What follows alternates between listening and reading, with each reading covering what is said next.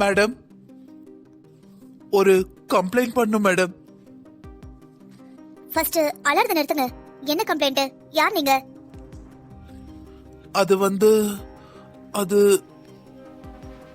ஏதாவது உங்களுக்கு தப்பா? இல்ல மேடம். ஆனா எனக்கு ஒரு பொண்ணை கல்யாணம் பண்ணி வச்சுட்டாங்க மேடம்.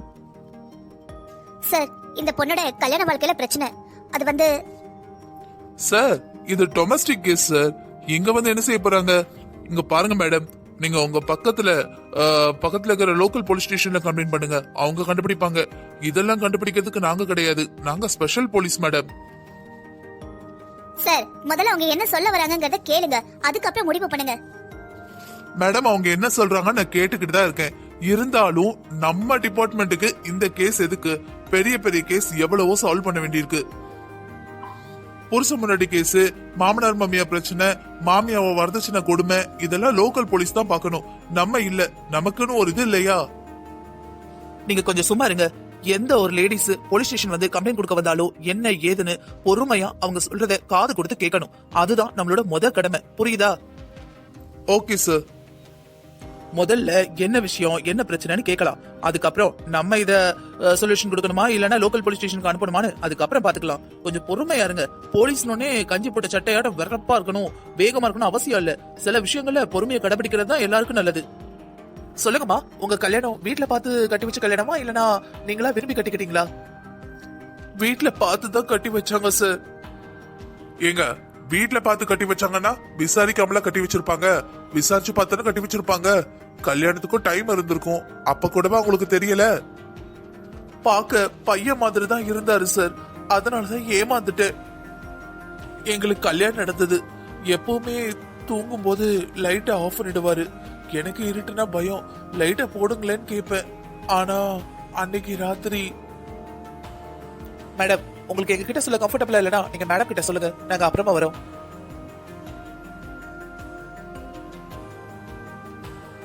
மேடம், டெய்லி ராத்திரி தூங்கும் போது இல்லனா நாங்க ஒன்னா இருக்கும் போது லைட் ஆஃப் பண்ணிடுவாரு. எனக்கு சந்தேகமே வரல. ஆனா ஒரு நாள் குளிக்க போகும்போது, நான் தான் அள்ளி ராணி, நான் வச்சதுதான் சட்டம், இது என்னோட வீடு, நீ இடத்த காலி பண்ணு. இங்க என்ன நடக்குது? நீங்க நீங்க ஒரு பொண்ணா? அது பிரக்யா. ஐயோ ராசா, ரவி, உனக்கு என்னையா செய்யுது? ஏயா அப்படி பண்ண? என்னங்க, என்ன மச மச நின்னுட்டு இருக்கீங்க? போங்க, போய் போலீஸ் ஸ்டேஷன் பாருங்க, டாக்டர் போய் சொல்லுங்க, உடனே கூட்டிட்டு வாங்க. ஏண்டி புரியாம பேசாத. இப்ப டாக்டர் போனா சூசைட் கேஸ் போட்டு என்ன எது நோண்டுவாங்க. யோ, விவசாய கட்ட மனுஷனா இருக்கீரு. போறோம், போய் நம்ம குடும்ப டாக்டருக்கு ஃபோன் பண்ணும். அவரு என்னனாலும் பாத்துக்கிடுவாரு. கிளம்புங்க, இருந்து கொடிச்சு சவச்சு துப்பிடுவேன். வாடி வா, எல்லாத்துக்கும் காரணம் நீதான். எந்த நேரத்துல இந்த வீட்டுல கால் எடுத்து வச்சியோ என் மகன் ஏதோ செஞ்சுக்கிட்டான். எல்லாம் ஒன்னாலதான். நீ ஏதோ சொல்லியிருக்க. என்னடி பண்ண என் பிள்ளைய? ஒழுங்கு மரியாதை வாய் திறந்து பேசு. ஏன்ட்ட எது கத்திட்டு இருக்கீங்க? அவர்கிட்ட கேளுங்க என்ன நடந்தது, எனக்கு என்ன பண்ணாருன்னு. ஏண்டி, புருஷ முன்னாடில நடக்கிறத நடு வீட்ல உட்கார்ந்துட்டு அவர் என்ன பண்ணாருன்னு கேளுங்கன்னு வெக்கமே இல்லாம என்கிட்ட சொல்லிட்டு இருக்க? புருஷனா? யாரு புருஷன்? புருஷங்கிற பேருக்குள்ள உள்ள இருக்கிறது ஒரு பொம்பளை. உங்க பையன் ஒரு பொண்ணு. என்னங்க இவன் என்னங்க பேசுறா? இங்க பாருமா பிரக்யா, நீ ஒரு ரூமுக்கு போ, நான் டாக்டர் கூட்டிட்டு வரேன். இத பத்தி அப்புறமா பேசலாம். மேடம், ஒரு நிமிஷம் இருங்க, நான் மறுபடியும் உங்களை கூப்பிடுறேன். அடுத்த ரூம்ல உட்கார்ந்துருங்க, நான் இப்ப வந்துடுறேன். Okay madam. நீங்க என்ன நினைக்கிறீங்க? சார், எனக்கு இந்த பொண்ணு மேலதான் டவுட்டா இருக்கு. பாருங்க, கம்ப்ளைண்ட் கொடுக்க வரும்போது எவ்வளவு மேக்கப் பண்ணிட்டு வந்திருக்குன்னு. நிறுத்துங்க சார், மேக்கப் பண்ணிட்டு வந்திருக்காங்களா? ஏன் சார், வீட்டை விட்டு வெளியே வரும்போது முகம் கழுவி ஒரு பொட்டு வச்சு ஒரு சேலை கட்டிட்டு வராம வேற எப்படி வருவாங்க? தூங்கி எஞ்சி எப்படி அப்படியே வந்தாங்கன்னா ஒத்துப்பீங்களா? அவங்க சோகத்துல இருக்காங்க, உண்மையா இருக்காங்கன்னு. இந்த பேச்சு இதோட விடுங்க சார். நானும் பாத்துக்கிட்டே இருக்கேன். ஹாஸ்பிட்டலுக்கு வர பொம்பளையால அப்படி மேக்கப் பண்ணிட்டு வராங்க. கோயிலுக்கு வரவங்களுக்கு இவ்வளவு மேக்கப் தேவையா? ஸ்டேஷனுக்கு வரவங்களுக்கு மேக்கப் தேவையா? ஏன் சார், ஒருத்தங்க தங்களை பிரசன்ஸா வச்சுக்கணும் அப்படிங்கறது அவங்களுக்கு பழகி இருக்கும் சார். சில பேர் அப்படிதான் இருப்பாங்க. நம்மளே இருக்கட்டும், லீவு நாளோட அப்படியே பிரஷ் பண்ணாம சாப்பிடாம குளிக்காம அப்படியே படுத்து கிடப்போமா? எப்போ மாதிரி காலைல எஞ்சி எல்லாம் ரெகுலரா நடக்கிறது தானே. நான்லாம் லீவு நாள்லாம் 10 மணிக்கு தான் எந்திப்பேன் மேடம். சில நேரம் பிரஷ் பண்ணாம கூட சாப்பிடுவேன். அது மாதிரி என் மூடு ஒரு மாதிரி இருந்ததுன்னா நான் ரொம்ப டயர்டா சோகமா தான் இருப்பேன். சமுதாயத்துல என்னதான் ஆணும் பொண்ணும் சமம் அப்படின்னு நாங்க சொல்லிக்கிட்டாலும் உண்மையிலே அப்படி இல்ல சார். ஆம்பளையாளுக்கு நிறைய ஃப்ரீடம் இருக்கதான் செய்யுது. பொண்ணுங்கன்னு வச்சுக்கோங்களேன், சோகமா இருக்கும்னு ஒரு அம்மா வீட்டுல சமைக்காம இருக்க முடியுமா சொல்லுங்க? ஒரு ஒய்ஃப் தான் ஹஸ்பண்டுக்கு தான் பிள்ளைகளுக்கு பண்ண வேண்டியதெல்லாம் பண்ணாம இருக்க முடியுமா? எவ்வளவு சோகம் இருந்தாலும் வருத்தம் இருந்தாலும் உடம்பு சரியில்லாம போனாலும் பொண்ணுங்க பண்ண வேண்டிய வேலையை பண்ணி தான் ஆகணும். இது ஒரு ஜென்ஸ் உடம்பு சரியில்லைன்னா ஒரு நாள் 2 நாள் லீவ் எடுத்து பெட் ரெஸ்ட் எடுத்து உடம்ப தேடிடுவாங்க. அதே இது ஒரு ஒர்க்கிங் உமனா இருக்கட்டும், இல்ல வீட்டுல இருக்கிற ஹவுஸ் ஒய்ஃபா இருக்கட்டும், உடம்பு சரியில்லைன்னா ஒரு 2 நாள் லீவ் கொடுத்து எல்லா வேலையும் நான் பாத்துக்கிறேமா, நீ ரெஸ்ட் எடுமா அப்படின்னு வீட்டுல இருக்கிற யாராவது ஒருத்தர் சொல்றீங்களா சார்? பொம்பளையால் தானே, பொம்பளைங்க இப்படிதான் இருப்பாங்க அப்படின்னு அசால்ட்டா பேசாதீங்க சார். டேய், உனக்கு தேவையா? சரி, கேஸுக்கு வா. நீ என்ன நினைக்கிற? எனக்கு என்னவோ இவங்க நல்ல பணக்காரனா பார்த்து கல்யாணம் பண்ணிட்டு ஏதோ ஒரு காரணத்தை சொல்லி டைவர்ஸ் வாங்கணும்னு நினைக்கிறாங்க. அது மட்டும் இல்லாம டைவர்ஸ் வாங்குறப்ப சும்மா டைவர்ஸ் வாங்க முடியாதுல்ல, அதுக்கு ஏதாவது காரணம் வேணும்னு சண்டையை ஆரம்பிக்கணும்னு இப்படி பண்றாங்க சார். இப்ப இருக்க பொண்ணுங்களுக்கு இதெல்லாம் ரொம்ப சாதாரணம். முந்திலாம் ஒருத்தனுக்கு ஒரு தீன் லவ் பண்ணாங்க, இப்பெல்லாம் ஒரு பையன்கிட்ட பழகுறாங்க, லவ் பண்றாங்க, சுத்துறாங்க, பிடிக்கலன்னு இன்னொருத்தர் லவ் பண்றாங்க, அவனும் பிடிக்கலன்னா அடுத்தவனை மாத்திடுறாங்க. ஏன் சார் நீங்க சொல்றது எனக்கு புரியல. ஒரு பொண்ணு ஒரு பையனை விரும்புறா, சரி அது ஸ்கூல் டேஸா இருக்கட்டும் இல்ல காலேஜ் டேஸா இருக்கட்டும், எல்லாருமே லவ் பண்றவங்க தான் உண்மையான முகத்தை காட்ட மாட்டாங்க. கொஞ்ச நாளைக்கு அப்புறம் இந்த பையன் இப்படிதான் அப்படின்னு தெரியுது, அவளுக்கு பிடிக்கல. காதல்ங்கிறது கல்யாணத்துல முடியும். கல்யாணம்ங்கிறது நம்ம வாழ போற கடைசி நாள் வரை, அதாவது 70 வயசோ 80 வயசோ கல்யாணம் ஆயிட்டுனா நமக்குன்னு ஒரு குழந்தை வரும். நம்ம குழந்தைக்கு அவன் அப்பனா தகுதியா இருக்கணும். அவன் தகுதியா இருக்க மாட்டான், ஒரு குடிகாரனா இருக்கான், இல்ல ஏதோ ஒரு போதை பொருள் யூஸ் பண்றான்னு வச்சுக்கோங்களேன், அவனை எதுக்கு அவ கட்டிக்கணும் சார்? அவனை திருத்துறதா அவளோட வேலையா? அவளுக்கு அவ லைஃப்க்கு ஏத்த மாதிரி ஒரு பார்ட்னரோ ஒரு ஹஸ்பண்டையோ அவ செலக்ட் பண்றா. ஃபர்ஸ்ட் இருக்கிறவன் கெட்டவனா இருக்கலாம், இல்ல அவன் கேரக்டர் பிடிக்காம இருக்கலாம். சூஸ் பண்றது அவ இஷ்டம் சார். கல்யாணத்துக்கு அப்புறம் ஒருத்தனுக்கு ஒருத்தின் வாழ்றாங்களா அதை மட்டும் பாருங்க சார். இப்ப என்ன சொல்ல வரீங்க? அதனால ஒவ்வொரு பொண்ணுங்களும் 2 பையன் 3 பையனை விரும்பலான்னு சொல்ல வரீங்களா? அப்படி சொல்ல வரல சார். ஒரு மிருகத்து கூட தன்னோட இணைய துணைய செலக்ட் பண்றதுக்கு ஒரு உரிமை இருக்கு. நம்ம மனுஷங்க அது மட்டும் இல்லாம மிருகம் வாழ்ந்துட்டு அங்கங்க அப்படி அப்படியே போயிடும். ஆனா மனுஷங்க அப்படி இல்லல. ஃபேமிலி, குடும்பம், பிள்ளைங்க, உறவு எவ்வளவோ இருக்கு சார். நமக்கு பொருத்தமான நமக்கு பிடிச்சமான பையனை செலக்ட் பண்றதுல என்ன பொறுத்த வரைக்கும் எந்த தப்பும் இல்ல. யாரோ ஒருத்தரை நீங்க விரும்புறீங்க, அவன் கெட்டவனா இருக்கான், இல்ல உங்களுக்கு செட் ஆகலங்கிறது பணத்தை வச்சு நான் சொல்லல மக்களே. அவன் கெட்டவனா இருக்கலாம், இல்ல கேரக்டர்லெஸ்ஸா இருக்கலாம், அவனை விட்டுட்டு இன்னொருத்தனை விரும்புறதுல என்ன சார் தப்பு? லவ் இப்படி ஒருத்தர் மேலதான் வரும் அப்படின்னு கிடையாது சார். லவ்னாலே நம்பிக்கை இல்லனா அந்த உறவை தூக்கி போட்டு போயிட்டே இருக்கணும். அதை பிடிச்சு அப்படியே கெஞ்சிக்கிட்டு சுத்தக்கூடாது. ஆனா கல்யாணம் ஆயிட்டுனா முடிஞ்ச வரைக்கும் அந்த உறவை காப்பாத்ததான் நம்ம போராடணும். ஏன் கல்யாணத்துக்கு அப்புறம் மட்டும் ஒருத்தவன் கெட்டவன் தெரிஞ்சா அவன் கூட ஏன் வாழணும்? அவனை விட்டுட்டு போயிட வேண்டியதானே, அடுத்து இன்னொருத்தனை கெட்ட வேண்டியதானே? ஏன் சார் கல்யாணத்துக்கு அப்புறம் அவன் அவளோட புருஷன் ஆயிடுவான், அவளோட ஃபேமிலி, அவ பிள்ளைங்களுக்கு அப்பா. சோ திருத்த வேண்டியது அவ கடமை. திருத்தி பாப்பா, திருந்தலனா டைவர்ஸ் கூட பண்ணிக்கலாம். இதுல என்ன சார் பிரச்சனை உங்களுக்கு? சார் பாருங்க சார், எப்படி பேசுறாங்க நீங்களே பாருங்க சார். உங்களோட அபிப்பிராயம் இந்த விஷயத்துல என்ன சார்? பொண்ணுங்க 2 லவ் 3 லவ் பண்றாங்க, இத பத்தி நீங்க என்ன நினைக்கிறீங்க? சாருக்கு கண்டிப்பா உங்களை மாதிரி ஒரு மட்டமான எண்ணம் இருக்கவே இருக்காது. நீங்க சொல்லுங்க சார், நான் சொன்னதானே கரெக்ட்? இல்ல, நான் சொன்னதான் கரெக்ட். சொல்லுங்க சார், அது பண்றதுக்கு பேரு சீட்டிங் தானே சார்? கல்யாணத்துக்கு அப்புறம் புருஷன் பொண்டாட்டியை விட்டுட்டோ இல்லனா பொண்டாட்டி புருஷனை விட்டோ இன்னொருத்தன் கூட பழகுறது தான் தப்பு சார் என்ன பொறுத்த வரைக்கும். நீங்க என்ன சார் சொல்றீங்க? நீங்க எது சொன்னாலும் பரவாயில்ல சார், அதை அக்செப்ட் பண்ணிக்கிற மெச்சூரிட்டி எனக்கு இருக்கு. 2 பேரும் சின்ன பசங்களா? எப்ப பார்த்தாலும் சண்டை போட்டுக்கிட்டு இருக்கீங்க. சண்டையை போட்டு முடிச்சிட்டீங்கன்னா கேஸ பத்தி டிஸ்கஸ் பண்ணலாம். ஏங்க கதையை கேட்டுட்டு இருக்க நீங்க என்ன நினைக்கிறீங்க? பொண்ணுங்க ஒருத்தன் லவ் பண்ணா அவனை ஏன் லவ் பண்ணுமா? நல்லவனோ கெட்டவனோ இல்ல எப்படிப்பட்ட ஆளா இருந்தாலும் லவ் பண்ணிட்டோம் அப்படின்னு அவனை கட்டியே ஆகணுமா? இல்லனா கல்யாணத்துக்கு அப்புறம் அவன் கெட்டவனா அவன் கூட வாழ்ந்தே ஆகணுமான்னு நீங்களே தீர்ப்பு சொல்லுங்க. ஏன்னா இந்த 2 பேருக்கும் நான் ஒரு ஆள் சொன்னேன்னு வச்சுக்கோங்களேன், அக்செப்ட் பண்ணவே மாட்டாங்க. அதே இது நீங்க நிறைய பேர் சொல்லும் போது பாக்குறவங்களுக்கு ஒரு தெளிவு கிடைக்கும்ல. நிலா, நீங்க இப்ப கேஸ் கொடுக்க வந்திருக்கேன், இந்த பொண்ணை பத்தி என்ன நினைக்கிறீங்க? சார் இந்த பொண்ணை பார்த்தா எனக்கு ரொம்ப பாவமா இருக்கு சார். வந்ததுல இருந்து அழுதுகிட்டே இருக்காங்க, ஒரு நிமிஷம் கூட அழாம இல்ல சார். எதுலயோ வசமா மாட்டிருக்காங்க. கண்டிப்பா நம்ம ஹெல்ப் பண்ணோம் சார். சார் நம்ம போலீஸ்காரங்க சார், அந்த பொண்ணு அழுகுதுங்கிறதுக்காக அந்த கேஸ பார்க்க முடியாது சார். நம்ம 4 பக்கமும் எல்லா நியாய திறமத்தையும் யோசிச்சு விசாரிச்சுதான் முடிவெடுக்கணும் சார். எனக்கு என்னவோ 100% அந்த பொண்ணு பொய் சொல்றான்னு தோணுது. வந்ததுல இருந்தே அந்த திருமணத்தை நிறுத்தி வைக்கணும், அதாவது தக்க வச்சுக்கணும் நினைக்க மாட்டேங்கிறாளே. சண்டை போடணும், துண்டாக்கணும், டைவர்ஸ் வாங்கணும், இப்படிதானே சுத்துறா. சாஷிவ், உனக்கு கல்யாணம் ஆயிடுச்சா? இல்ல சார். இப்படி இருந்தா எப்படி நடக்கும்? என் பின்னாடியும் நிறைய பொண்ணுங்க சுத்துறாங்க சார். நான் தான் இப்போதைக்கு கல்யாணம் வேணான்னு தள்ளி போட்டுக்கிட்டு இருக்கேன். உங்களுக்கு கல்யாணம் ஒண்ணு நடந்திருந்தா நீங்க இப்படி பேசி இருக்கவே மாட்டீங்க. ஒரு ஸ்பீட் பிரேக் இருந்திருக்கும் உங்ககிட்ட. சரி, அந்த பொண்ணுட்ட பேரு, அட்ரஸ், டீடைல்ஸ் எல்லாம் எழுதி வாங்கிட்டு அவங்க வீட்டுல போய் நேரா விசாரிச்சுட்டு வாங்க. எதுக்கு சம்மந்தி இப்படி கோவமா பேசுறீங்க? எதுக்கு சம்பந்தி சம்பந்தியா, உங்க பொண்ணை என்னென்ன வளர்த்தீங்க?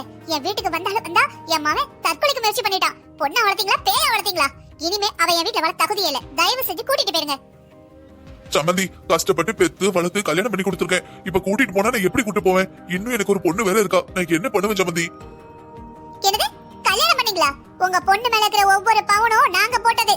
கல்யாண செலவு நாங்க பண்ணோம். நீங்க எதையும் செய்யல. பொண்ணை பெத்து மட்டும் தான் விட்டீரு. புரியுதா? ஏய், அவர்கிட்ட கொஞ்சம் பொறுமையா பேசு. இங்க பாருங்க, எங்களுக்கு ரொம்ப நேரம் ஆகாது. எங்க கிட்டே வந்து சொல்றா உங்க அது என்ன பையன் இல்ல பொண்ணுன்னு. நாங்க உங்க பொண்ணை பத்தி இது பொண்ணே இல்ல ஆம்பேரி ஆம்பளன்னு வெளியே சொல்லட்டுமா? அடுத்து அவளும் அப்படிதான் இருப்பானு. உங்க சின்ன பொண்ணுக்கு யாரு மாப்பிள்ளை கொடுக்கான்னு நானும் பாக்கேன். அப்படி நம்ம செஞ்சோம்னா இவர் பொண்ணு ரெண்டாவது பொண்ணு கல்யாணம் ஆகாமலே இவர் வீட்லயே உட்கார வேண்டியதான். சம்பந்தி, நீங்க பொறுமையா பேசுறீங்க. சம்பந்தி அம்மா எவ்வளவு கோவப்படுறாங்க. என்ன மன்னிச்சிருங்க சம்பந்தி. நான் என் பொண்ணு கிட்ட சொல்றேன் சம்பந்தி. உங்க ரெண்டாவது பொண்ணுக்கும் கல்யாணம் நடக்கணும். எல்லாத்தையும் மனசுல வச்சுக்கிட்டு நடங்க. இந்த நேரத்துல யாரு? வணக்கம் சார், என் பேரு தான் ரவி. சார், இவர் ரவி இல்ல சார், பொய் சொல்றாரு சார். சார், இவரு ரவி தான் சார். ஐடி கார்டு எல்லாம் செக் பண்ணிட்டேன். பிரக்யா, என்ன பண்ணிக்கிட்டு இருக்க? வா வீட்டுக்கு போலாம். இவர் என் புருஷன் இல்ல, இவர் நாடகம் போடுறாரு. இவர் என் புருஷன் இல்ல சார். இவளுக்கு என்னாச்சுன்னு தெரியல சார். ஒரு 2-3 நாளா நீ என் புருஷன் இல்ல, நீ என் புருஷன் இல்லன்னு சொல்லிக்கிட்டே இருக்கா சார். உங்களுக்கு தேவையான எல்லா எவிடன்ஸும் உங்ககிட்ட காட்டிட்டேன். இதை விட நான் என்ன செய்யறேன் எனக்கு தெரியல சார். நீங்க என் கல்யாண போட்டோ முத கொண்டு பாத்துட்டீங்க. இதை விட நான் என்ன செய்யட்டும் சார்? ஆனா பிரக்யா உங்கள பையன் இல்ல பொண்ணுன்னு சொல்றா. அதான் எனக்கும் தெரியல மேடம், என்ன நடக்குது, ஏன் அப்படி சொல்றான்னு. இந்த பாருங்க ரவி, இந்த பொண்ணை நீங்க ஏதாவது டிஸ்டர்ப் பண்ணாலோ இல்ல இந்த பொண்ணை நீங்க ஏமாத்திக்கிட்டு இருக்கிறதாவோ எனக்கு ஏதாவது தெரிஞ்சதுன்னு வச்சுக்கோங்க, அப்புறம் ஜெயில உட்காந்து களி திங்க வேண்டியதான். சார், என்ன சார் பேசுறீங்க? உங்களுக்கு தேவையான எல்லா சாட்சியங்களையும் நான் கொடுத்தாச்சு சார். அது மட்டும் இல்லாம என் பொண்டாட்டி வீடு ஒன்றும் ரொம்ப பெரிய பணக்கார குடும்பம் கிடையாது. நான் அவளை பணத்துக்காக கல்யாணம் பண்ணேன்னு சொல்றதுக்கு சொல்ல போனா இந்த சிட்டிலேயே நாங்க வசதியான குடும்பம் சார். நீங்க இப்படி கூப்பிட்டு விசாரிக்கிறது தான் ரொம்ப அவமானமாவும் கஷ்டமாவும் இருக்கு சார். இங்க பாருங்க பிரக்யா, இவர் கொடுத்த எல்லா சாட்சியங்களும் இவர் தான் உங்க புருஷன் எங்களுக்கு காட்டுது. மேடம், நீங்களும் இவர் சொல்றது நம்புறீங்களா? நான் சொல்றது நம்பலையா மேடம்? இங்க பாருங்க பிரக்யா, அப்பப்ப நமக்கு சில குழப்பங்கள் ஏற்படுறது சகஜம்தான். என்ன பைத்தியம்னு சொல்ல வரீங்களா மேடம்? சரி பிரக்யா, நீங்க இவர் கூட வீட்டுக்கு போறீங்களா? இல்ல சார், நான் போக மாட்டேன். உன்னை பண்ணுங்க ரவி, நீங்க முன்னாடி போங்க. நாங்க பின்னாடி உங்களை சமாதானப்படுத்தி அனுப்பி வைக்கிறோம். ஓகே மேடம், அவளை பாத்துக்காங்க. இங்க பாரு பிரக்யா, இப்பவும் நீ அவர் மேல கம்ப்ளைண்ட் கொடுக்கணும்னு இருக்கியா? ஆமா மேடம். இங்க பாருங்க மேடம், ஒருவேளை நீங்க பொய்யா அவங்க மேல கம்ப்ளைண்ட் கொடுத்தீங்கன்னா கண்டிப்பா அதுக்கான தண்டனையை நீங்க அனுபவிக்க வேண்டி வரும் சார். இந்த கேஸ் இதோட விடுங்க சார். அவன் ஆதார் கார்டு, ஓட்டர் ஐடி, கல்யாண சர்டிபிகேட், கல்யாண போட்டோ அவ்வளத்தையும் காட்டிட்டான். இன்னும் என்ன சார் அவன் மேல சந்தேகப்பட இருக்கு? இங்க பாருங்க சாஷிப், கம்ப்ளைண்ட் கொடுக்கட்டும், நம்ம விசாரிக்கலாம். அந்த பொண்ணுக்கு என்னதான் வேணும்? உண்மையாவே அந்த பொண்ணு பாதிக்கப்பட்டிருக்காளா? என்ன நடக்குதுன்னு தெரிஞ்சுக்க வேண்டாமா? சொல்லுங்க, உங்களுக்கு எத்தனை பிள்ளைங்க? எனக்கு ஒரே பையன்தான். நாங்க அப்படி கேள்விப்படலையே. உங்களுக்கு ஒரு பொண்ணு இருக்கிறதால கேள்விப்பட்டோம். அது பொண்ணு என்னோட பொண்ணு. புரியலையே சார். என் மனைவி இறந்துட்டாங்க சார். அதனால ரெண்டாவதா இவங்களை கல்யாணம் பண்ணிக்கிட்டேன். இவங்க ஒரு டிவோர்ஸி சார். இவங்க ஹஸ்பண்ட் கல்யாணம் நடந்த 1 வருஷத்தே இறந்துட்டாங்க. இவங்களுக்கு ஒரு பொண்ணு இருந்தா சார். அந்த பொண்ணு தான் சொல்றாங்க. உங்க பொண்ணு எங்க இருக்காங்க? வணக்கம் சார். என்னம்மா இது, வீட்டுக்கு போலீஸ் வர்ற அளவுக்கு அண்ணி ஆக்கிட்டாங்களா? எல்லாம் நம்ம நேரம். நீங்க எங்க இருந்து வரீங்க? சென்னையில இருந்து தான். நீங்க சென்னையில இருந்து வந்ததுக்கு எதுவும் எவிடன்ஸ் இருக்கா? அதாவது டிக்கெட் அந்த மாதிரி? இல்ல சார், நான் லிஃப்ட் கேட்டு வந்தேன். லிஃப்டா? சென்னையில இருந்தா? ஆமா சார், நீங்க வண்டியில வரீங்க, வழியில இந்த மாதிரி ஒரு அழகான பொண்ணு வந்து கொஞ்சம் லிஃப்ட் கிடைக்குமான்னு கேட்டா கொடுக்காமல போயிடுவீங்க? கொடுக்க மாட்டாரு. ஏன்னா வண்டி இருந்தா தானே கொடுப்பாரு. சார் கிட்ட வண்டி இல்ல, அதனால உனக்கு லிஃப்ட் எல்லாம் கொடுக்க முடியாது. மேடம், உங்க மொபைல் நம்பர் என்ன? நான் தெரியாதவங்க கிட்டலாம் என் நம்பர் கொடுக்கறது இல்ல, அதுவும் கல்யாணம் ஆகாத போலீஸ் கிட்டலாம். சார், உங்களுக்காவது உங்க பொண்ணு நம்பர் தெரியுமா இல்ல தெரியாதா? தெரியும் சார். உங்க வீட்ல இருக்கிற எல்லாரோட மொபைல் நம்பர் எழுதி கொடுங்க.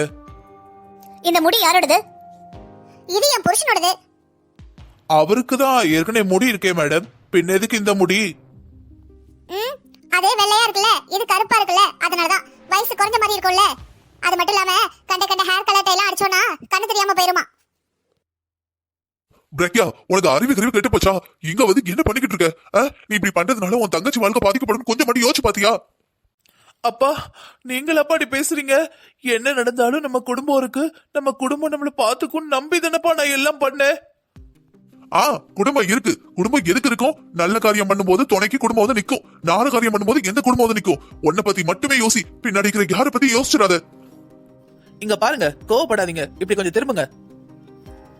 உங்க மாப்பிள்ள பையனே இல்ல பொண்ணுன்னு சொல்லி உங்க பொண்ணு சொல்றாங்க, நீங்க என்ன சொல்றீங்க அத பத்தி?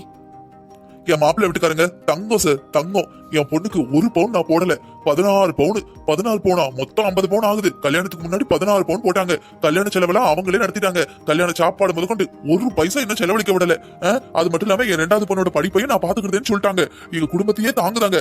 மாசம் மாசம் எங்க குடும்பத்துக்கு 5000 கொடுக்காங்க. இதை விட எந்த வீட்டுல பாப்பாங்க சொல்லுங்க? யார் வீட்லயாவது பொண்ணு வீட்டுக்கு மாசம் மாசம் 5000 பணம் கொடுப்பாங்களா? ஏன் தெரியுமா? என் மாப்பிள்ள தங்கமானவர். காலேஜ் போற பொண்ணு இருக்கா, ஃபீஸ் கட்ட வேண்டி வரும், ஒவ்வொரு மாசமும் நம்ம கேட்க கூச்சப்படுவாங்கன்னு அவரே அனுப்புதாரு. ஆனா இவளுக்கு அவங்க மரியாதை ஏதாவது தெரியுதா சார்? அதான் இடமறிஞ்சு கொடுக்கணும் கடவுள். இவளுக்கு போய் கொடுத்தாரு பாத்தீங்களா? இவ அதான் அவங்கள அசிங்கப்படுத்தி என்னையும் அசிங்கப்படுத்துதா. இவ ஆளுக்கும் படிப்புக்கும் தகுதிக்கும் இந்த குடும்பம் எப்படி சார்? அவங்க எப்பேற்பட்டவங்க. ஏதோ நம்ம நல்ல நேரம் நம்ம வீட்டுல சம்மந்தம் பண்ணணும்னு தலையெழுத்து இருக்கு, அதான் வந்து சம்மந்தம் பண்ணிருக்காங்க. இல்ல அப்பேற்பட்டவங்களுக்கு நம்ம வீட்டுல சம்மந்தம் பண்ணணும்னு என்ன வந்திருக்குமா சார்? இந்த கழுதைக்கு அந்த வாய்ப்போட அருமை தெரியல. அந்த வாழ்க்கையோட அருமை தெரிஞ்சா இப்படி எல்லாத்தையும் எடுத்து சீரழிப்பாளா சார்? இவளுக்கு போய் கல்யாணத்தை பண்ணி வச்ச பாத்தீங்களா? என்னையே சொல்லணும். கேடு கெட்டு போன்னு விட்டு இருக்கணும் சார். அப்பா உங்ககிட்ட இந்த கல்யாணம் வேணாம் நான் எத்தனை தடவை சொன்னேன். நான் படிக்கணும்னு சொன்னேன்ப்பா, நீங்க தான் கேட்கவே இல்ல. பாத்தீங்களா சார், அவளுக்கு கல்யாணம் பண்ணிக்க விருப்பமே இல்லங்கிறா. அத காரணமா வச்சுதான் மாப்பிள்ளையே இப்படி அவமானப்படுத்துதா. சார், நான் சொல்ல வேண்டியது சொல்லியாச்சு. மாப்பிள்ளை அவங்க குடும்பம் தங்கமான குடும்பம். இவ என்னமோ செய்தா, என் வீட்டுக்கு இப்ப வரக்கூடாது, அவ்வளவுதான். என்னது உங்க வீட்டுக்கு வரக்கூடாதா? இங்க பாருங்க சார், அதெல்லாம் நீங்க பேசக்கூடாது. அவங்களுக்கு மாமியா வீடு போகணும்னு தோணுச்சுன்னா மாமியா வீட்டுக்கு போவாங்க, இல்ல பெத்தவங்க வீட்டுக்கு வரணும்னு தோணுச்சுன்னா பெத்தவங்க வீட்டுக்கு வருவாங்க. இல்ல நான் வர விட மாட்டேன்னா கொஞ்ச நேரம் ஒரு 2-3 நாள் உள்ள லாக்அப்ல உட்காந்துட்டு போங்க, நான் பாடம் எடுக்கிறேன், அதுக்கப்புறம் புரியும். பொம்பளை பிள்ளைகளை இங்க வரக்கூடாது அங்க வரக்கூடாது. அப்ப தெருவுல போக சொல்றீங்களா? என்ன அதிசயமா இருக்கு, சாஷியும் பொண்ணுங்களுக்கு சப்போர்ட்டா பேசுறாரு. பிரக்யா, நீ என்ன பண்ணிக்கிட்டு இருக்க? வா வீட்டுக்கு போலாம். இதுக்கப்புறம் அந்த வீட்ல உனக்கு எந்த பிரச்சனையும் இருக்காது. நான் உன்னை தங்கமா பாத்துக்கிறேன். தயவு செஞ்சு வீட்டுக்கு வா. சரி, நான் வரேன். இங்க பாருங்க பிரக்யா, புருஷ முன்னாடிக்குள்ள பெட்ரூம்ல என்ன நடக்குதுன்னு வெளிய இருக்கிற யாருக்கும் தெரியாது. உங்க புருஷன் ஒரு பொண்ணு நீங்க நினைச்சீங்கன்னா அதை நீங்க நிரூபிக்கணும். அது மட்டும் இல்லாம நீங்க சொன்ன மாதிரி வீட்ல விக் கிடைச்சது. ஆனா அந்த வீட்ல இருக்கிற ஒரே பொண்ணு உங்களோட சம்மந்தி தான். எனக்கு என்னவோ அந்த பொண்ணு மேலதான் சந்தேகமா இருக்கு. சந்தேகமே இல்ல, அவளே தான் மேடம். அப்ப ஷாலினி தான் உங்க ஹஸ்பண்ட்னு சொல்றீங்களா? நீங்க இவ்வளவு சொல்றீங்கல்ல, அதுக்கு ஏதாவது சாட்சி வேணும்ல. ஒரு சின்ன ஒரு எவிடன்ஸ் எடுத்துட்டு வாங்க. அவங்கள உள்ள தட்டி முட்டி எண்ணி நான் காட்டுறேன். உங்க லைஃப்ல ஒரு சேஞ்ச் நான் கொண்டு வரேன். சொன்னா கொஞ்சம் புரிஞ்சுக்கோங்க. நீங்க சொல்றத நான் முழுக்க நம்புறேன். ஆனா மத்தவங்க நம்புறதுக்கும் அவங்களுக்கு தண்டனை கிடைக்கணும். தப்பிக்கவே கூடாதுன்னா அதுக்கு ஸ்ட்ராங்கான எவிடன்ஸ் வேணும். சரிங்க மேடம், நான் உங்க கூட போறேன். கண்டிப்பா உங்களுக்கு தேவையான எவிடன்ஸ் நான் எடுத்துட்டு வரேன் மேடம். சொல்லு பிரக்யா. மேடம் மேடம் மேடம், நான் பிரக்யா பேசுறேன். பிரக்யா என்னாச்சு? மேடம், எனக்கு யாரும் துரத்துறாங்க மேடம். மேடம், உங்ககிட்ட ஒரு முக்கியமான விஷயம் சொல்லணும் மேடம். பிரக்யா, உங்களுக்கு யார் துரத்துறாங்க? என்னாச்சு? எங்க இருக்கீங்க? மேடம், நான் எங்க இருக்கேன்னு எனக்கே தெரியல மேடம். இந்த ரோடு காலியா இருக்கு மேடம். நான் ஸ்டேஷனுக்கு வந்த ரவிதான் என்னோட ஹஸ்பண்ட் மேடம். ஆனா இங்க என்ன நடந்துச்சுன்னா? சொல்லுங்க பிரக்யா, என்னாச்சு? என்ன சொல்றீங்க நீங்க? அவரே இல்ல, ஒரு பொண்ணு நீங்க ஏதோ சொல்லிட்டு இருந்தீங்க, விக் அடிச்சது. பிரக்யா லைன்ல இருக்கீங்களா? பிரக்யா சார், பிரக்யா ஃபோன் பண்ணாங்க சார். என்ன சொன்னாங்க சார்? ஸ்டேஷனுக்கு ரவின்னு ஒருத்தர் வந்தாருல்ல, அவர்தான் உண்மையிலேயே பிரக்யாவோட ஹஸ்பண்டா. என்னங்க இது? கடைசியில சாஷி சொன்னதான் கரெக்ட்ங்கிற மாதிரி ஆயிடுச்சு. நான் தான் சொன்னேனே சார், பொண்ணுங்களோட சைக்காலஜி எனக்கு நல்லாவே தெரியும்னு. நீங்க தான் நம்பவே இல்ல. எவ்வளவு டைம் வேஸ்ட் பாருங்க.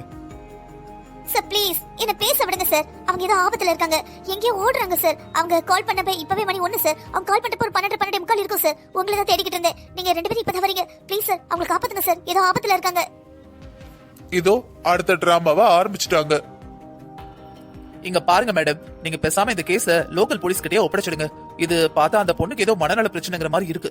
அவங்க பாத்துப்பாங்க. ஆமா சார், நைட்டு 1 மணிக்கு போய் தேடணும்னு வச்சுக்கோங்களேன், எங்கேயாவது டீயும் பண்ணு குடிச்சு தின்னுகிட்டு இருக்கோம். கேட்டா நான் எப்ப போன் பண்ணேன்னு கேட்பாங்களா இருக்கும். ஆனா சார், நான் உங்ககிட்ட எதுவுமே பேசல. நான் சார் கிட்ட பேசிட்டு இருக்கேன். ப்ளீஸ் என்ன பேச விடுங்க. ஆனா மேடம், நான் உங்களுக்கு சப்போர்ட்டா உங்க தரப்புக்கு தான் பேச வந்தேன். சாரி சார், முதல்ல அவங்க சொன்ன கதை டவுட்டா இருந்தது சார்.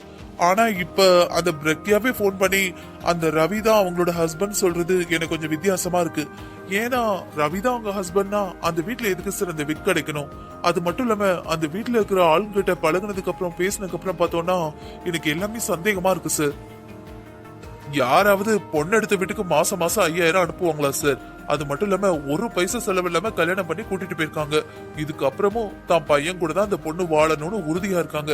இதுதான் எனக்கு ரொம்ப சந்தேகத்தை கொடுக்குது. இத 2 விதமா பார்க்கலாம் சார். ஒண்ணு, பிரக்யா ஏற்கனவே கல்யாணத்துல விருப்பமே இல்லைன்னாங்க. சோ வேற யாரையாவது விரும்பலாம். இந்த கல்யாணத்துல இருந்து வெளியே வர்றதுக்காக டிராமா பண்ணலாம். இல்லனா அந்த பொண்ணை யாராவது டார்கெட் பண்ணி மென்டல் டார்ச்சர் பண்ணலாம் சார். இந்த 2ல ஏதோ ஒண்ணுதான் நடந்திருக்கு. நீங்க அந்த ஐடி போட்டோ எல்லாம் செக் பண்ணிட்டீங்களா? எல்லாமே செக் பண்ணியாச்சு சார். எல்லாமே நார்மலா கரெக்டான ஒரிஜினலான ஐடி தான் சார். அவங்க மேரேஜ் சர்டிபிகேட்ல இருந்து எல்லாமே ஒரிஜினல் தான். அவர் தான் ரவி சார். பின்ன இதுல என்ன பிரச்சனை? அவங்க தான் ரவின்னு அவங்களே ஒத்துக்கிட்டாங்க. இதுக்கப்புறம் சந்தோஷமா வாழ வேண்டியதானே. இந்த நேரத்துல அவங்கள யார் துரத்த முடியும்?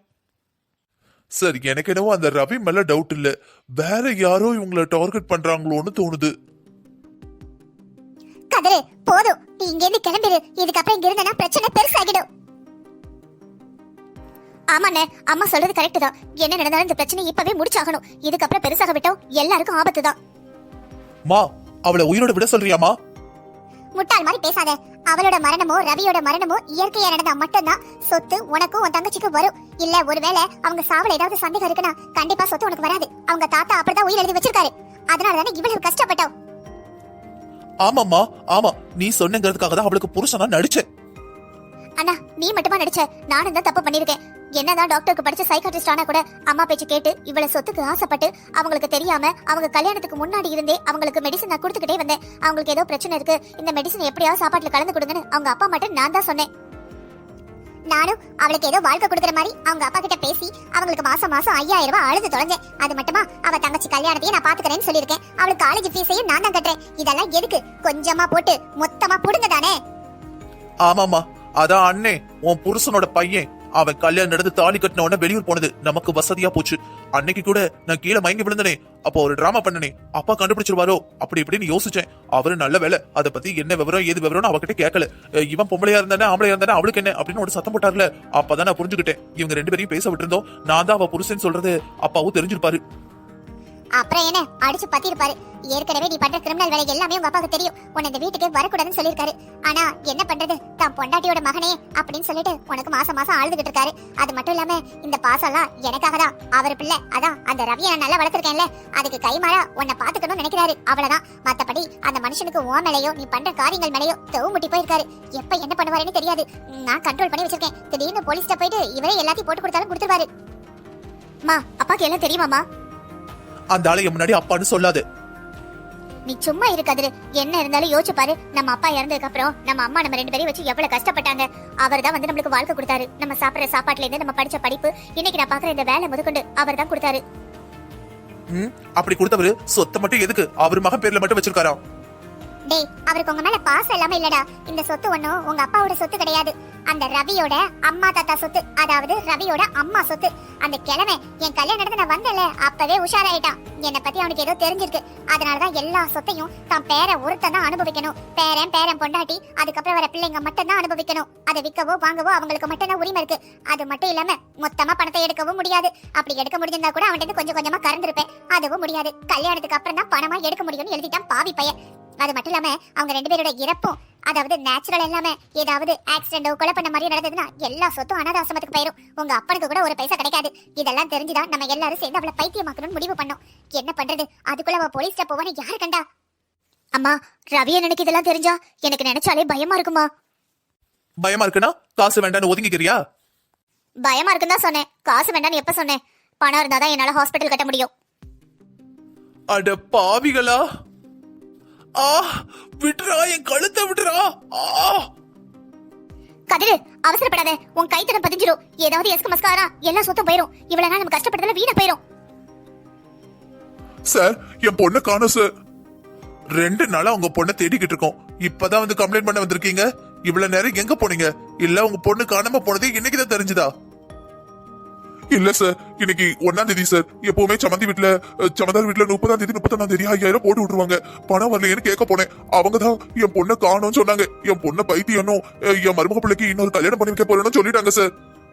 ச்சே, நீங்களாம் ஒரு அப்பாவா? உங்க பொண்ணு காணாம போய் 2 நாள் ஆகுது. அவ என்ன ஏதான டிபார்ட்மெண்டே அலறிட்டு ஒவ்வொரு பக்கம் தேடிக்கிட்டு அலையறோம். நீங்க என்ன உங்க சமந்தார் வீட்டுல 5000 குடுக்கலன்னு கேட்க போனேன்னு சொல்றீங்க? அது மட்டும் இல்லாம உங்க பொண்ணு பைத்தியம் அவங்க சொன்னதை கேட்டுட்டு வந்திருக்கீங்க. பணம் தந்தா என்ன வேணா பண்ணுவீங்களா சார்? என்ன மனுஷன் நீங்க? என்ன சார் பண்றது? நான் ஊர்ல தான் இருந்தேன், விவசாயம் பார்த்தேன். இங்க ஒரே மழை இல்ல, காடெல்லாம் காஞ்சு போய் என் பயிரெல்லாம் வத்தி போய் கடலா போச்சு சார். 2 பொட்ட பிள்ளைகளை கூட்டிட்டு ஊருக்கு வந்தேன். என் மவுளுக்கு கல்யாண வயசு வந்தது, காலேஜும் முடிச்சா. சரி, ஒரு நல்ல வேலைக்கு போவா, பொறுமையா கல்யாணம் பண்ணலாம் தான் நானும் இருந்தேன். பின்ன ஏன் சார் அவசரமா கல்யாணம் பண்ணி வச்சீங்க? அது வந்து அது உங்க பொண்ணே காணாம போயிட்டா. என்ன நடந்ததோ அதை மறைக்காம சொல்லுங்க. நீங்க சொல்ற சின்ன சின்ன விஷயமும் இந்த கேஸ்ல உங்க பொண்ணை கண்டுபிடிக்கிறதுக்கு எங்களுக்கு ரொம்பவே உதவியா இருக்கும். சார், என் பொண்ணு காலேஜ் டாப்பர் சார். கண்டிப்பா அவ ஒரு 2 வருஷம் படிச்சிருந்தா பெரிய வேலைக்கு போயிருப்பா. அவ சொல்லிக்கிட்டே இருப்பா சார், அப்பா நீ கவலைப்படாத, நான் படிச்சு முடிச்சோன்னே தங்கச்சியோட எல்லா செலவையும் நான் பாத்துக்கிறேன், குடும்பத்தை நான் பாத்துக்கிறேன்ப்பா. எப்ப பார்த்தாலும் ஏன்பா புலம்புறீங்க, ஏன்பா கவலைப்படுறீங்க, உடம்புக்கு ஏதாவது வந்துட போகுதுப்பான்னு ஒரு பொம்பளை பிள்ளை மாதிரி ஆறுதலும், ஆம்பளை பிள்ளை மாதிரி எனக்கு ரொம்பவே ஒரு சப்போர்ட்டாவும் இருந்தா சார். ஆனா அந்த சமயத்துலதான் ஒரு நாள் மயங்கி விழுந்துட்டா. என்னன்னு ஹாஸ்பிட்டலுக்கு கூட்டிட்டு போனேன். அவளுக்கு ஏதோ மனநல பிரச்சனை இருக்குன்னு டாக்டர் சொன்னாங்க. மனநல பிரச்சனையா? இது எப்போ? கல்யாணத்துக்கு ஒரு மாசம் முன்னாடி மேடம்.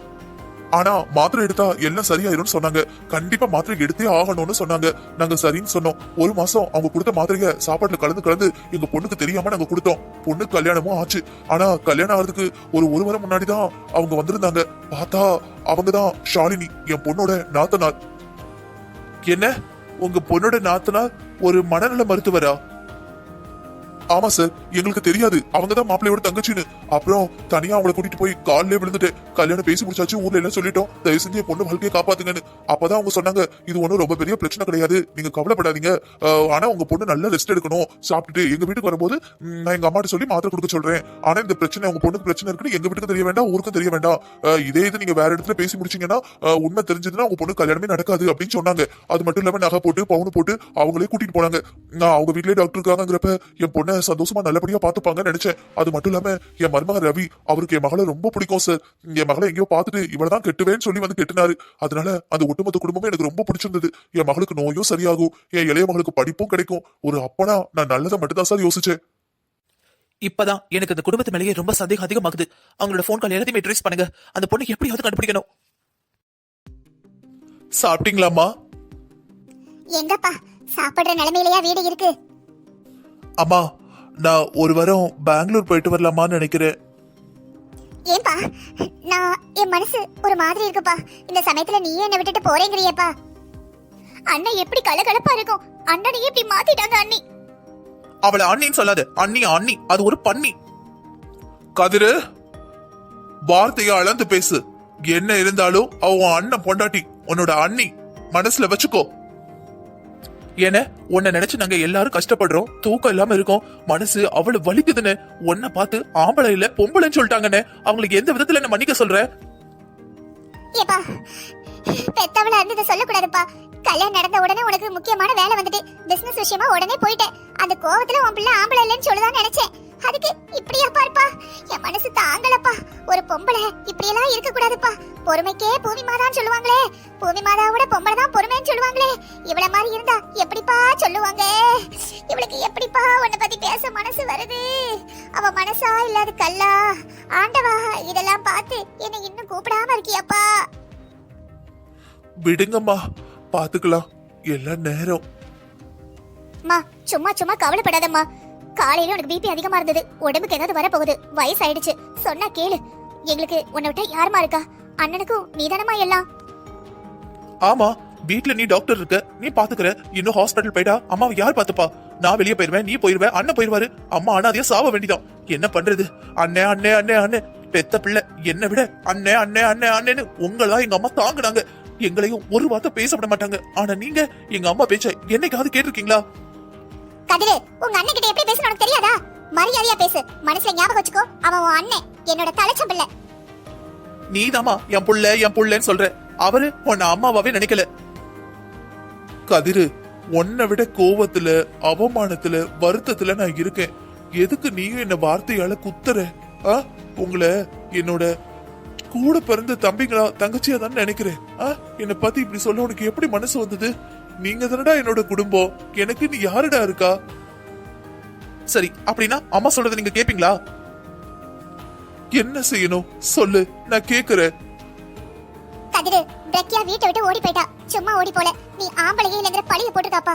இது உனக்கு மட்டும் இல்ல, நம்ம ஒட்டுமொத்த பரம்பரைக்கே அவமானம்ப்பா. சொன்னா கொஞ்சம் புரிஞ்சுக்கோ ராஜா. உனக்கு ஒரு பொண்ணை பாத்திருக்கேன். அந்த பொண்ணை தான் நீ கல்யாணம் பண்ணணும். அதுவும் வர்ற முகூர்த்தத்திலேயே. அதுக்கு முன்னாடி எப்படியாவது டைவர்ஸ் வாங்கணும்ப்பா. அவ மனநல சரியில்லாதவான்னு சொல்லிட்டு ஒரு சர்டிபிகேட் வாங்கணும்ப்பா. அம்மா, நல்லா இருக்க பிரக்யாவுக்கு யாருமா அப்படி சர்டிபிகேட் கொடுப்பாங்க? அதான் நம்ம ஷாலு இருக்காளே, ஷாலு கொடுப்பா. ஆமாண்ணே, என் மனசு கொஞ்சம் கில்ட்டியா இருந்தாலும் உனக்காக நான் என்ன வேணா பண்ணுவேனே. அதுக்கப்புறம் கண்டிப்பா நீ அவளை டைவர்ஸ் பண்ணிடணும்ப்பா. உனக்கு டைவர்ஸ் கிடைச்சிடும். நான் சொல்ற பொண்ணுதான் நீ கல்யாணம் பண்ணிக்கணும்ப்பா. இல்லம்மா, அது என்னால முடியவே முடியாது. பிரக்யாவை தவிர இன்னொரு பொண்ண என்னால் நினைச்சு கூட பார்க்க முடியாதுமா. அவ என் மனசுல மகாராணியாட்ட உட்கார்ந்துருக்காமா. அவ என்னை என்ன வேணா சொல்லட்டும், என்ன வேணா நடக்கட்டும். அவ வேணா நான் வேணான்னு போகட்டும். ஆனா என்னால அவளை விட்டு இன்னொரு பொண்ணை கல்யாணம் பண்ணிக்கவே முடியாதுமா. இதுக்கு நீ இங்க இருந்து கீழே குதிச்சு சாவன்னு சொல்லுமா, நான் செத்துறேன்.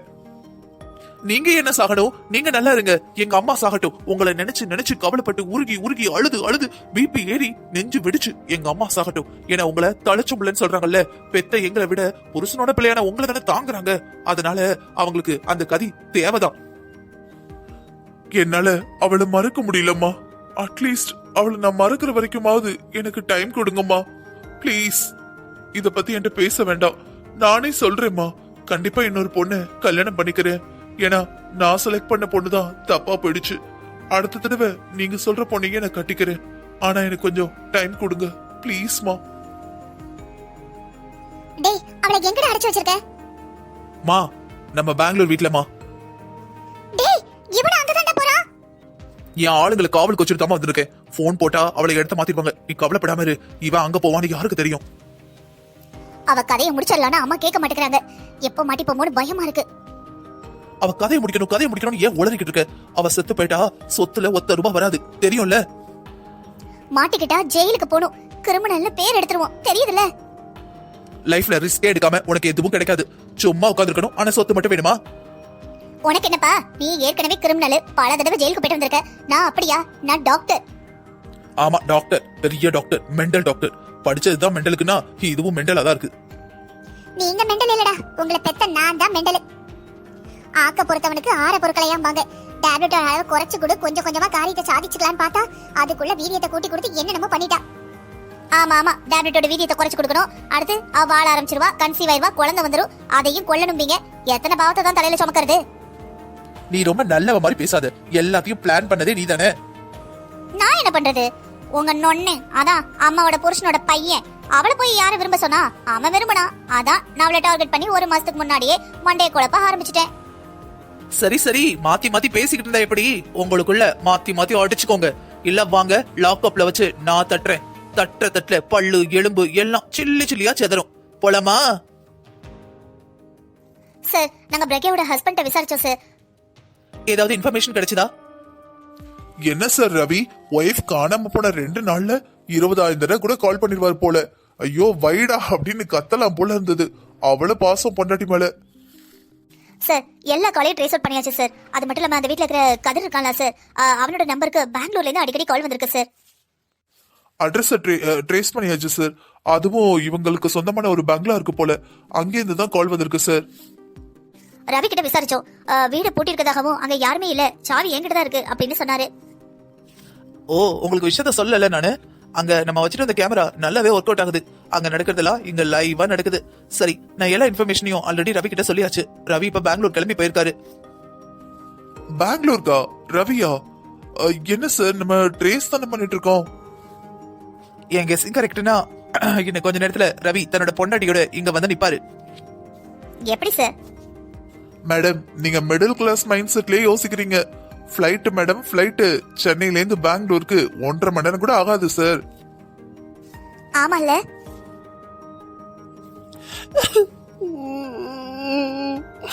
என்ன மன்னிச்சிடுங்க ரவி, என்ன மன்னிச்சிடுங்க. பிரக்யா விடு, எத்தனை தடவை தான் மன்னிப்பு கேப்ப? அத நான் வந்துட்டேன்ல, விடு.